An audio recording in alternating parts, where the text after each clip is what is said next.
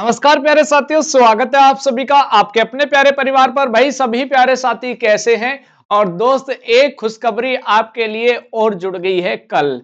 दोस्त आपको पता है कि भी कल उत्तर प्रदेश पुलिस में जो आपके कांस्टेबल के फॉर्म आए थे, जिसमें कांस्टेबल में आपके सिपाही के, नागरिक और आपके पीएसी जिसमें जेल वार्डन और सीमा सुरक्षा कई प्रकार के आपके पद थे दोस्त, उनके एग्जाम की डेट डिक्लेयर कर दी गई है। तो दोस्त आज उसी के बारे में चर्चा करेंगे, क्योंकि अब आपके पास एक नहीं दो नहीं तीन तीन मौके हैं। यानी अगर मैं बात करूं यूपीएसआई, आपका कांस्टेबल और आपका भाई होमगार्ड्स, तो दोस्त अब आपको तीनों को कैसे एक साथ जुट करके कैसे तैयारी करनी है। अगर आपके कोई 2 एग्जाम हैं, कोई 3 एग्जाम है, तो आपको किस तरह से लेकर चलना है जिससे दोस्त आप तीनों ही परीक्षाओं को पास कर सके। एक एक बिंदुओं पर भाई पूरी स्ट्रेटजी के साथ काम करेंगे। और आज हम ऐसा करने वाले हैं कि भाई जो आपके पास मिनिमम डेज बचे हैं, यानी कम से कम दिन बचे हैं, उनमें आप ऐसी तैयारी करें कि भाई अब की बार आपकी सफलता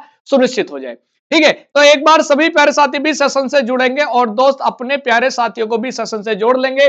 सभी प्यारे साथियों को राधे राधे, भाई जय सिया राम, और सभी प्यारे साथियों को गुड आफ्टरनून। ठीक है, चलो भाई सबसे पहले मैं आपको यहां एक चीज बता दूं कि भाई जो यूपी पुलिस के एग्जाम्स हैं, यानी तीनों, यानी एसआई, कांस्टेबल और आपके होमगार्ड्स की डेट अब आपके सामने है।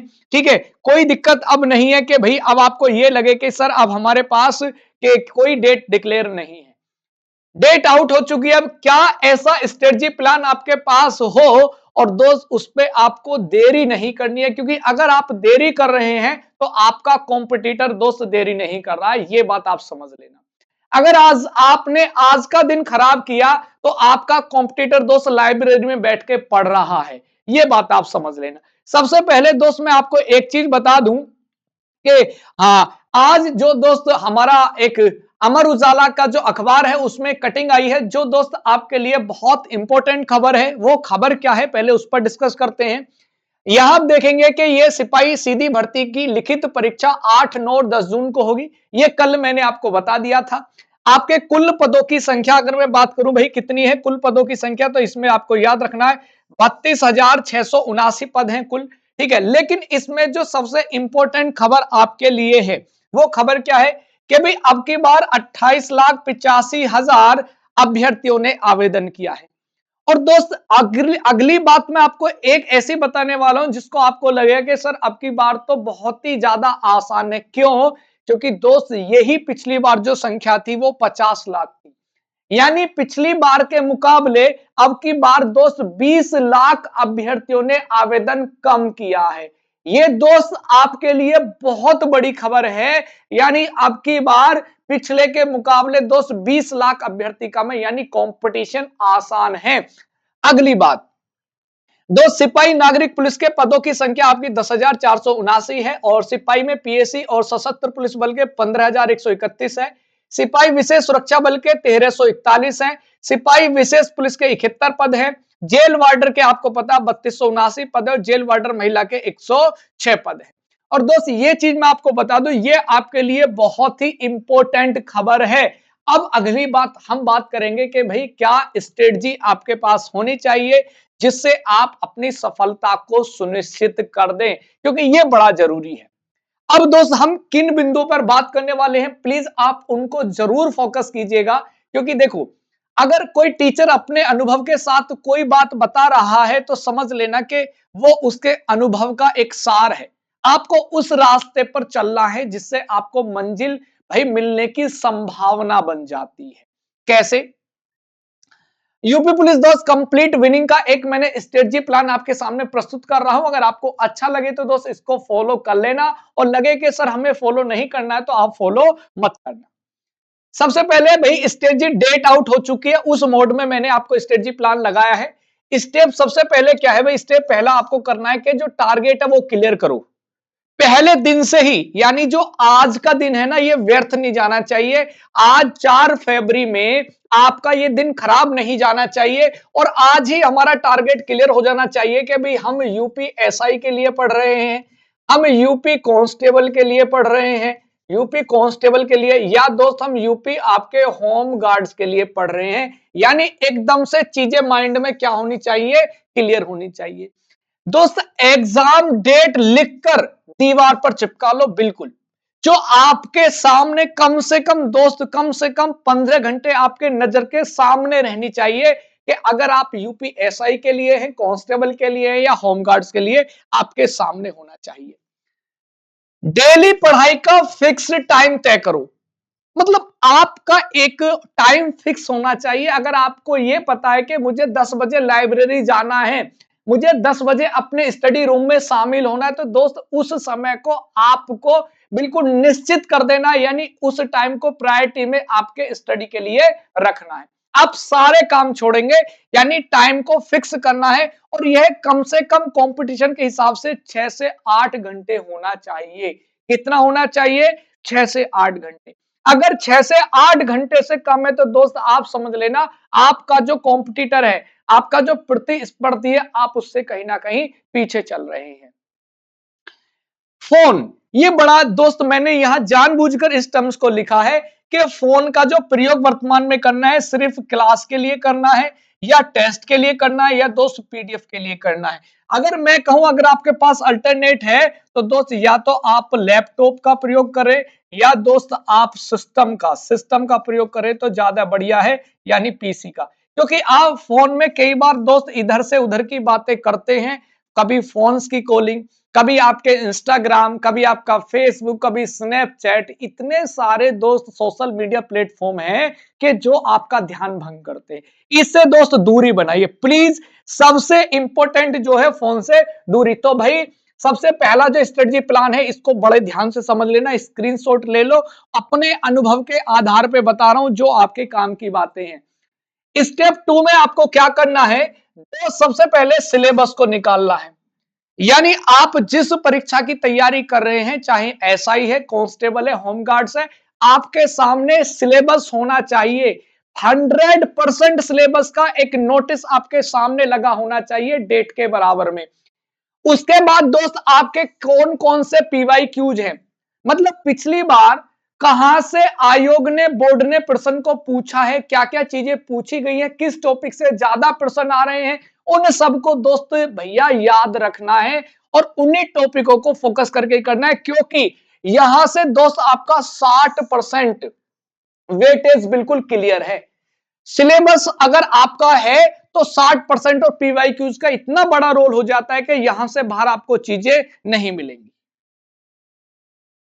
आगे जी, आगे क्या है, सबसे बड़ी जो गलती करते हैं दोस्त, आप नई नई किताबें अपने सामने लाते हैं कि भी आपने अपने दोस्त के पास देखी, अपने कॉम्पिटिटर के पास देखी और उस बुक को ले आए कि भी आज इससे पढ़ेंगे, इसमें बड़ा शानदार मटेरियल। नहीं, ऐसा नहीं करना है। मैंने आपको बताया था कि नई नई नई किताबें आपको नहीं लानी है।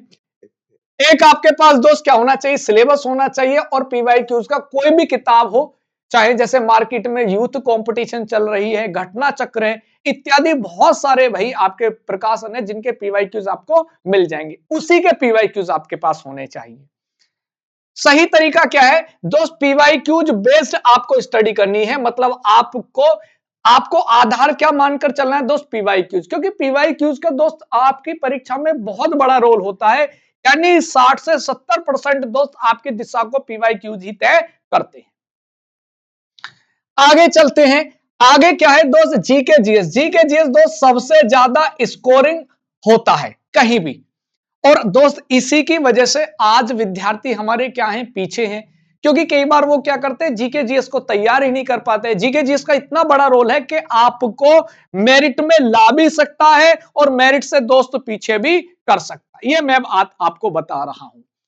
तो जैसे जैसे हिस्ट्री में बार बार जो पूछे गए टॉपिक्स हैं उनको भाई एक बार अपनी कॉपी में नोट डाउन करें, उनको तैयार करें। पॉलिटी में दोस्त कॉन्स्टिट्यूशन, यानी जो संविधान है, जैसे गवर्नर है, सीएम है, इन एक एग्जांपल मैं आपको दे रहा हूं दोस्त, ये बिल्कुल आपको फिंगरप्रिंट होने चाहिए। जैसे यहां पर आपके क्या हो जाएंगे, राष्ट्रपति हो जाएंगे, राष्ट्रपति हो जाएंगे, ठीक है। यहां आपके कौन हो जाएंगे, प्रधानमंत्री हो जाएंगे, प्रधानमंत्री। ये ऐसे टॉपिक हैं जहां से प्रश्न आपका बनेगा ही बनेगा। ज्योग्राफी की अगर बात करूं, जैसे दोस्त आप यूपी स्पेशल, क्योंकि यूपी की परीक्षा देने जा रहे हैं, तो दोस्त ज्योग्राफी में जो यूपी से रिलेटेड कुछ भी चीजें हैं वो आपको फिंगर टिप्स होनी चाहिए। मतलब ऐसी होनी चाहिए कि अगर कोई चीज भी आपसे ज्योग्राफी में पूछ ली जाए और खासकर यूपी से रिलेटेड, तो आपको एकदम से रेडी होनी चाहिए। करंट अफेयर का दोस्त कितना बड़ा रोल रहता है आपको पता है कि लास्ट 6 से कम 8 महीने की करंट अफेयर आपको एकदम क्या होनी चाहिए, फिंगर टिप्स होनी चाहिए कि एक भी क्वेश्चन आपको ऐसा हो इंपॉर्टेंट हो जो आपको ना आता हो। क्योंकि किसी भी परीक्षा में जीके जीएस में 10% जो हिस्सा रहता है वो करंट अफेयर का हो सकता है मैक्सिमम। देखो कम भी हो सकता है, लेकिन मैंने आपको मैक्सिमम बताया कि मैक्सिमम जो इसकी संख्या होती है 10% तक हो सकती है। क्लियर। आगे है रोज 2 घंटे कम से कम रोज 2 घंटे आपको जीके जीएस को देना और 50 पीवाई क्यूज को क्या करना है, सोल्व करना है और फिर उनका एनालिसिस करना है कि आप पीवाई क्यूज को कितना कर पा रहे हैं, कितना आप सीख पा रहे हैं, क्या आपको नहीं आता है। दोस्त ये बात आपको पता होनी चाहिए, एनालिसिस आपको करना है। ये दूसरा स्टेप है जो कि बहुत ज्यादा इंपॉर्टेंट है। मैं दोस्त सभी के लिए आपको बता रहा हूं, कोई ऐसी बात नहीं है कि किसी एक के लिए है, सभी के लिए है।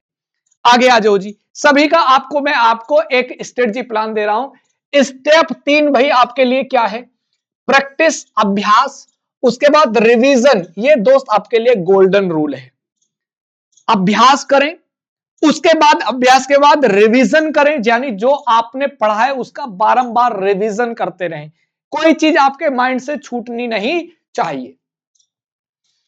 पूरे दिन का साइकिल आपके पास होना चाहिए, पूरे दिन का एक साइकिल होना चाहिए। मतलब आपको किस समय क्या क्या चीजें पढ़नी है, न्यू टॉपिक के लिए कितना समय देना है, पीवाई क्यूज नोट्स के लिए कितना समय देना है, रिवीजन के लिए और टेस्ट के लिए कितना समय होना है। यानी ये समय भैया आपका क्या होना चाहिए, एकदम से फिक्स होना चाहिए।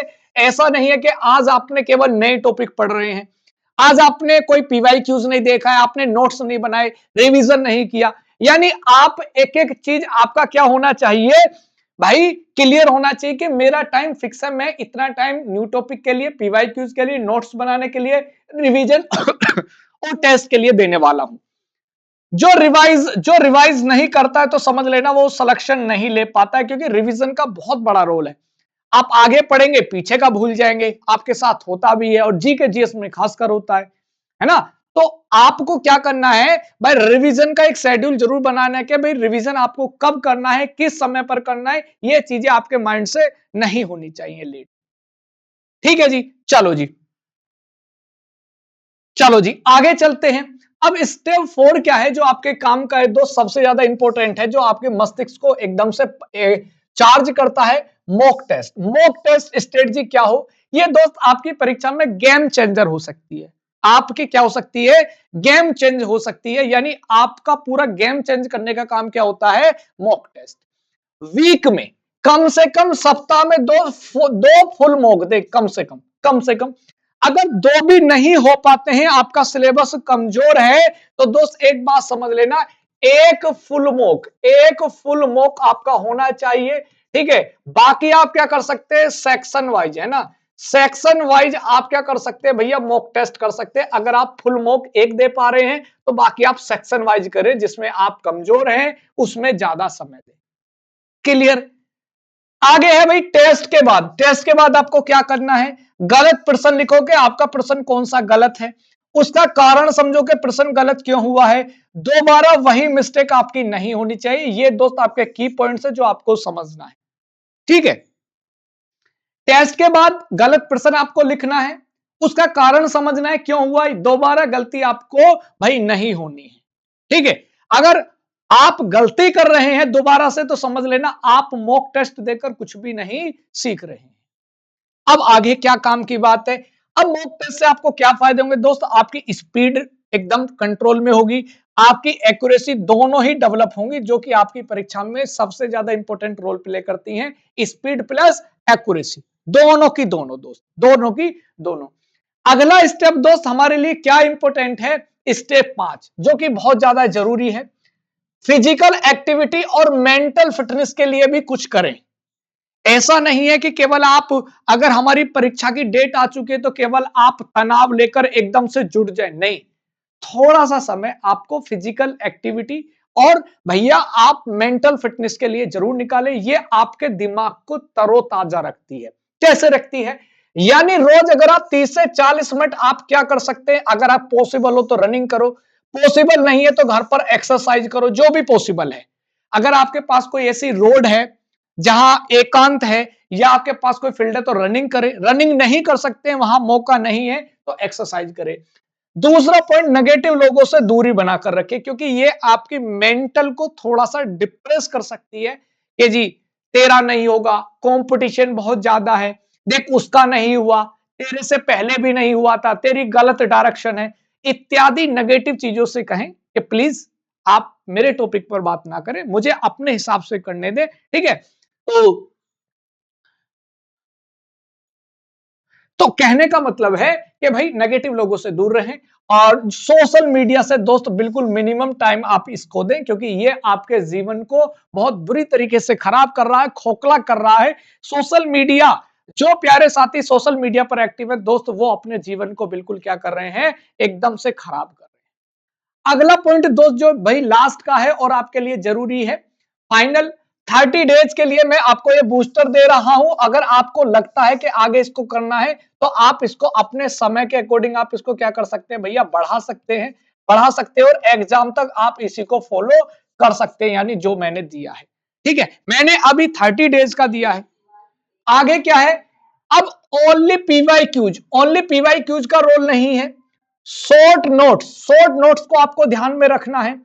ठीक है, और मॉक टेस्ट को भी आपको ध्यान में रखना है। न्यू बुक को आपको कम से कम प्रेफर करना है और न्यू टीचर्स को भी कम से कम करना है, क्योंकि ये चीजें भी आपको कई बार क्या कर देती हैं, मिस्टेक कर देती हैं। सक्सेस मंत्र एक ही है, सबसे पहले कंसिस्टेंसी बनाए रखें, क्योंकि कंसिस्टेंसी भाई आपके लिए बहुत जरूरी है। इंटेलिजेंस से भी ज्यादा आपकी क्या रोल प्ले करती है, कंसिस्टेंसी प्ले करती है, ये बहुत जरूरी है। रोज पढ़ो, चाहे कम पढ़ो, लेकिन छोड़ो मत, क्योंकि यही दोस्त आपका 100% आपकी सफलता का एक मूल मंत्र है। अब दोस्त ये मैंने आपको स्ट्रेटजी प्लान दिया, लेकिन आगे मैं आपके लिए क्या करने वाला हूं, डेली डेली मैं आपके लिए 2 टाइम निर्धारित करता हूं डेली। 12 पीएम है ना, एक 12 पीएम और एक आपका 3 पीएम। अब यहां क्या होगा, 12 पीएम पर दोस्त आपकी क्या होती है, आपको पता है कि टॉपिक वाइज क्लास होती है। क्या होती है, टॉपिक वाइज आपकी क्लास होती है। ठीक है, टॉपिक वाइज आपकी क्लास होती है। ठीक है जी, ये बात आपको याद रखनी है, 12 बजे टॉपिक वाइज क्लास। और ये आपकी आज 12 वाली नहीं होगी, लेकिन 3 पीएम पर क्या होता है, PY Qs based. PY Qs based आपका क्या होता है भैया, प्रैक्टिस सेट होता है। ठीक है, क्या होता है भैया, प्रैक्टिस सेट होता है। तो भाई आपका आज से ही शुरू हो रहा है, कितने बजे, 3 बजे। तो भाई 3 बजे प्यारे साथी जरूर जुड़ जाना, जरूर जुड़ जाना। और ये 12 बजे दोस्त आपका टॉपिक वाइज। तो दोस्त अगर आपको लगता है कि भाई ये मौका हमारे पास लास्ट है, तो दोस्त देरी नहीं करनी है, क्योंकि ये देरी आपको बहुत पीछे लेकर जा सकती है। ठीक है, अब मुझे बताओ कोई ऐसी बात, एग्जाम पैटर्न समझ लो। अरे भाई आप लोग आपस में बात करोगे तो दोस्त कुछ नहीं सीख पाओगे, इसलिए मैं कह रहा हूं थोड़ा सा फोकस कर लो जो आपकी काम की बातें हैं। ठीक है, तो भाई जो मैंने बातें बताई हैं प्लीज कंसंट्रेट करें, एक बार फॉलो करके देख लीजिए। अगर आपके काम की ना हो तो मुझे बता देना इसके सर काम नहीं किया है। ठीक है, तो बहुत बहुत आभार, धन्यवाद, नमस्कार, जय हिंद। और दोस्त फिर मिलते हैं अगले सेशन में। और दोपहर 3 बजे आज आपकी प्रैक्टिस सेट शुरू हो रहा है। इसका दोस्त पीवाईक्यू बेस्ड होगा और आपका प्रैक्टिस सेट होगा जो पीवाईक्यू बेस्ड होगा। आज से ही हम इसका श्री गणेश कर रहे हैं। ठीक है, तो बहुत बहुत आभार, धन्यवाद, जय हिंद, वंदे मातरम।